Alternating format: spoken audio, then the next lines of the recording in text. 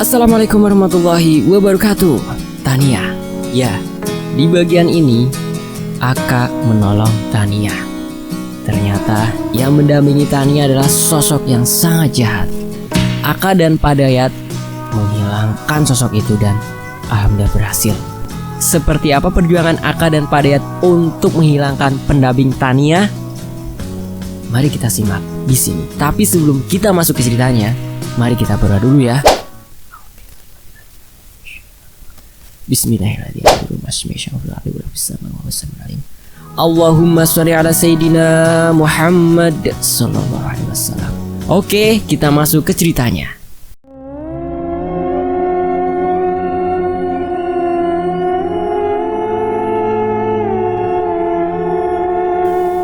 Tania chapter 4. Selama aku kenal Tania, belum pernah aku melihatnya menangis. Tapi hari ini dia menangis. Dia menangis terseduh-seduh di belai Fiona. Paling gara-gara cowok. Biasalah anak SMA sedang merasakan cinta pertama, indah di awal dan kemudian pedih karena patah hati. Awalnya aku gak peduli atau pura-pura gak peduli, tapi akhirnya terpaksa aku hampiri Tania. Kasihan juga. Udah deh, jangan nangis aja. Cowok masih banyak. Gak usah dipikirin. Hilang atu, nyari aja yang obrolan, kataku.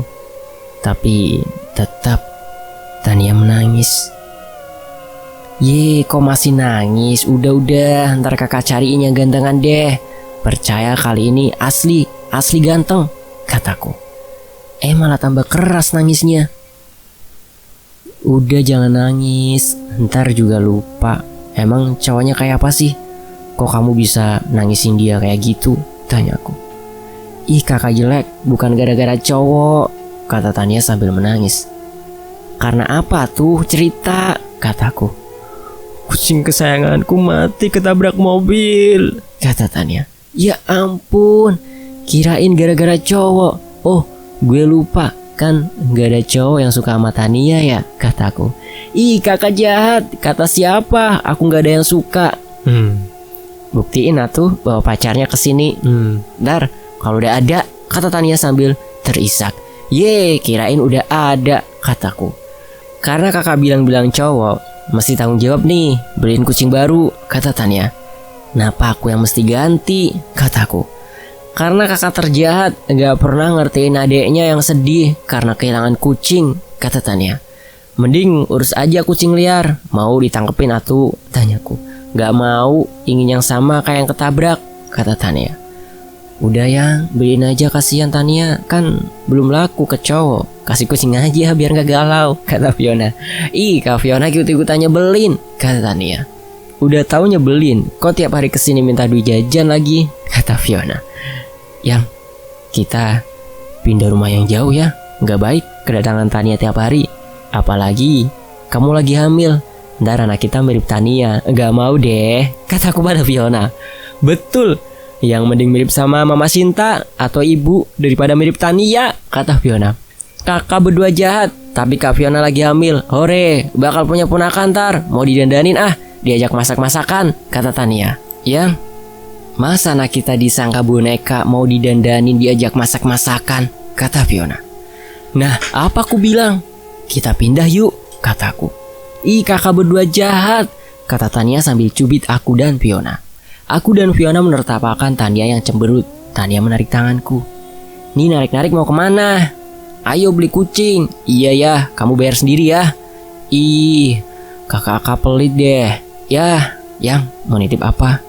Mangga muda ya, kata Fiona. Aku dan Tania pergi ke toko hewan. Sesampainya di sana, Tania sibuk memilih kucing yang harganya mahal-mahal. Dan kayaknya Tania tertarik sama satu kucing yang langsung dia gendong. Dan kucing itu bulunya tebel.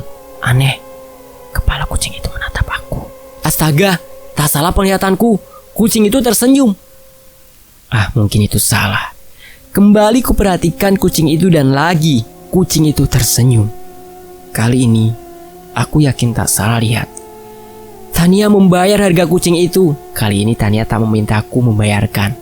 Aku dan Tania masuk ke mobil. Kucing itu tertidur di pangkuan Tania.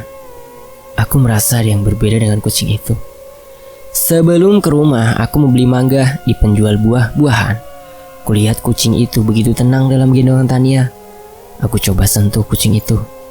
Ada getaran-getaran merambat ke tanganku dari tubuh kucing itu. Sebenarnya ada apa dengan kucing itu? Pagi itu, aku baru saja mandi. Tiba-tiba Fiona memanggilku. Yang, cepet ke rumah Mama Shinta. Barusan Mama telepon, Tania ngamuk, kata Fiona. Ah, yang bener, masa sih? Kataku. Bener, cepetan, takut kenapa-kenapa, kata Fiona. Aku bergegas ke garasi mengeluarkan motor dan memacu motor ke rumah Mama Shinta yang hanya berbeda beberapa blok. Sampai di sana, aku segera masuk ke dalam. Astaga, dalam rumah berantakan sekali. Tiba-tiba Tania berlari dan memelukku sambil menangis. Kuusap rambutnya. Kupikir lebih baik menunggu reda tangisnya. Baru kutanya, apa yang terjadi? Kulihat Mama Shinta muncul dari dalam sambil mengusap air mata. Aku memberi syarat agar Mama Shinta menjaga jarak dulu dengan Tania. Dan Mama Shinta mengangguk. Kulihat kucing yang kemarin dibeli Tania seperti takut mendekati Tania.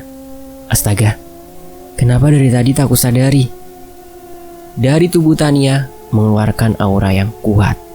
Apa yang terjadi dengan Tania? Selama ini Tania tak pernah memiliki kekuatan seperti ini. Tangis Tania mereda dan aura kekuatan ini menurun. Fiona ternyata menyusulku. Dia datang dengan naik becak. Tania, tenangkan diri di rumahku dulu ya sama Fiona. Aku bantu-bantu Mama beres-beres di sini, kataku. Tania hanya mengangguk. Yang, ajak Tania ke rumah dulu biar tenang, kataku pada Fiona. Iya, Yang, bantuin Mama beres-beres dulu ya, kata Fiona. Iya, kataku. Tania melepaskan pelukannya. Kini dia memeluk Fiona. Fiona mengajak Tania ke rumah. Kemudian mereka pergi dengan naik becak. Aku mulai membereskan rumah. Sengaja aku tak menanyakan apa yang terjadi, menunggu Mama Shinta tenang. Nah Aka, maaf ya Mama ganggu kegiatan Aka. Habis Mama tadi takut sekali, kata Mama Shinta. Emang apa yang terjadi Mah? Tanyaku. Mama tadi mengajak bicara Tania tentang rencana Mama akan menikah lagi. Tapi Tania tak setuju. Mama bilang ketemu dulu calon papanya. Tapi Tania nolak dan marah. Yang bikin Mama takut, Tania berteriak-teriak dan benda-benda di rumah bergerak sendiri hingga berantakan, kata Mama Shinta. Ya udah Mah, nanti aku coba bicara pelan-pelan. Mama yang sabar ya, kataku. Kami membereskan rumah hingga rapi. Aku menenangkan Mama Shinta dan janji berbicara dengan Tania. Aku pamit ke Mama hendak pulang ke rumah. Mama mengiyakan. Aku mengendarai motor ke rumah. Sesampai rumah, aku masuk mencari Tania. Kulihat Tania sedang termenung di ruang tengah, ditemani Fiona. Mama gimana? Tanya Fiona. Baik. Yang, besok nengok ibuku ya. Udah lama kita gak ketemu ibu, kataku. Kok ngedadak, ada apa? Kata Fiona. Gak ada apa-apa, cuma pas tadi bantu Mama Shinta jadi ingat ibu. Aku merasa berdosa sebagai anak. Aku belum bisa dan tak akan pernah bisa membalas jasa-jasa ibu. Jangankan membalas jasa ibu, membahagiakannya pun aku belum bisa. Waktu aku dulu diganggu makhluk halus, doa ibu yang dikabul yang membuatku selamat. Aku jadi ingat pengorbanan ibu ketika melahirkan dan membesarkanku tanpa meminta pamrih sedikit pun.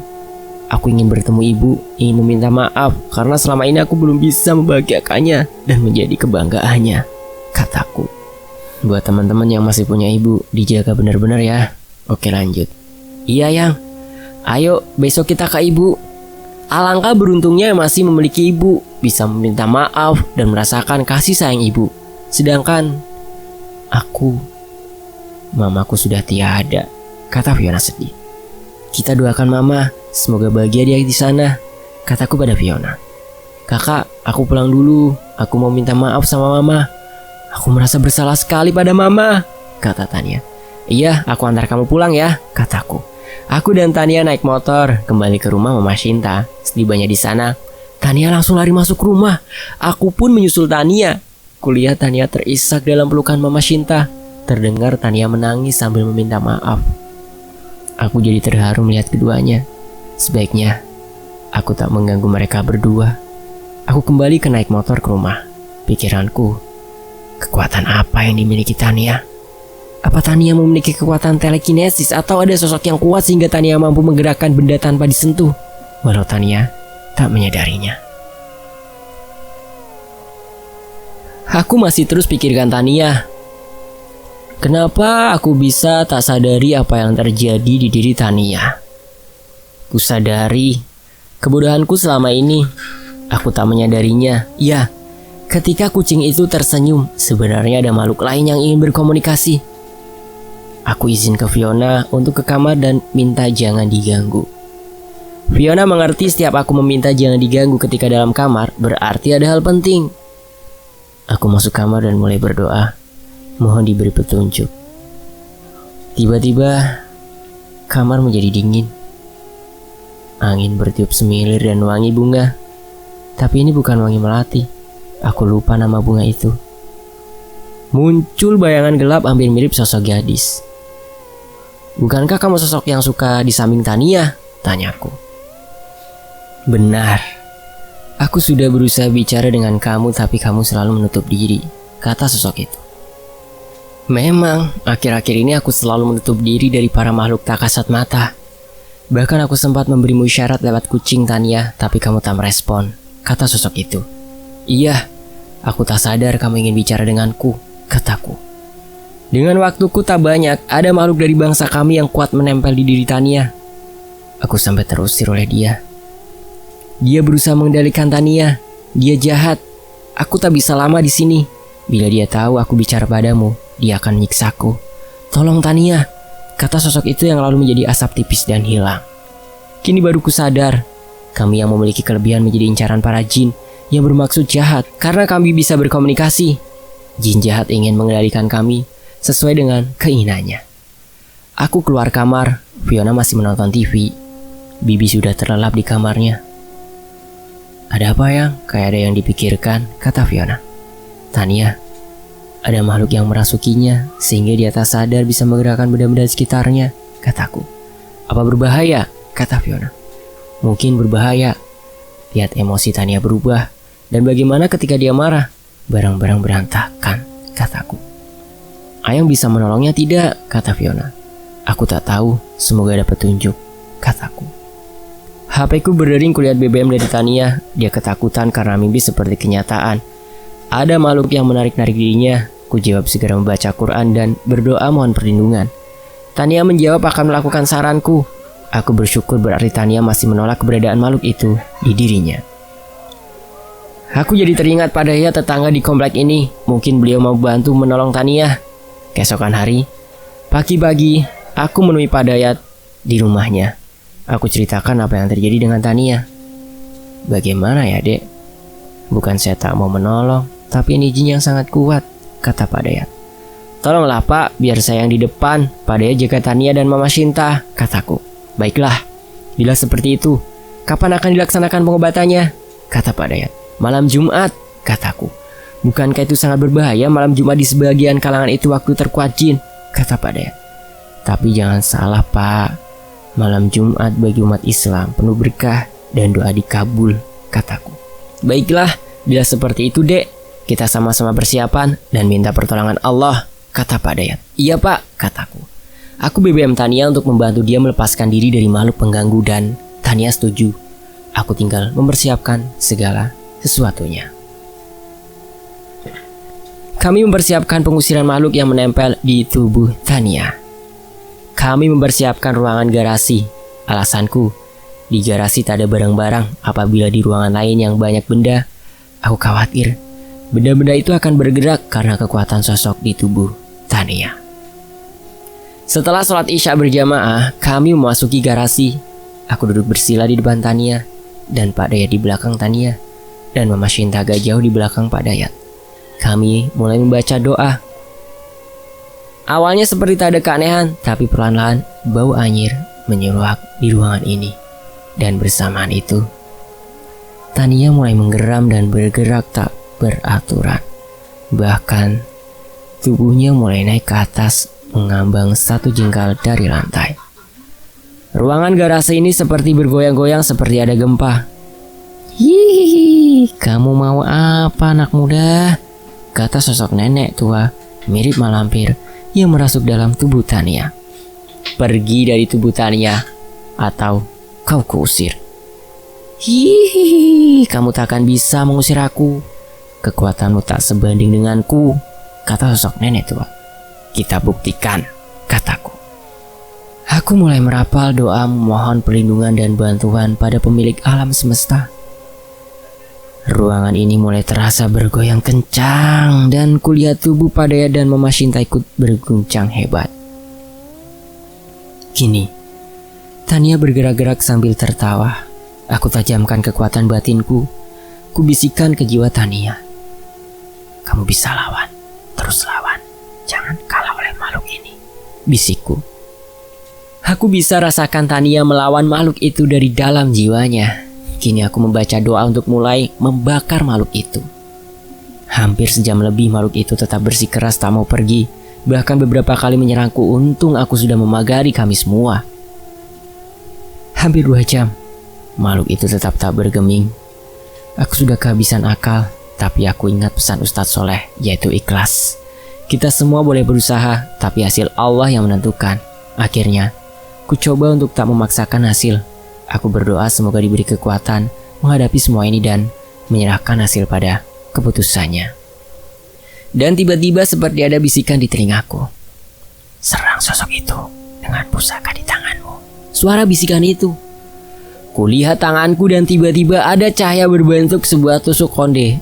Tak membuang waktu, aku lemparkan cahaya itu ke tubuh Tania dan terdengar jerit keras dari sosok nenek tua yang terlempar dari tubuh Tania dan kemudian terbakar. Tania pun jatuh ke lantai dan terduduk lemas. Aku dan Padayat menghampiri Tania. Kuperiksa Tania. Dia tak apa-apa, hanya kelelahan. Aku dan Padayat mengucap syukur. "Alhamdulillah." "Kamu tak apa-apa Tania?" kataku.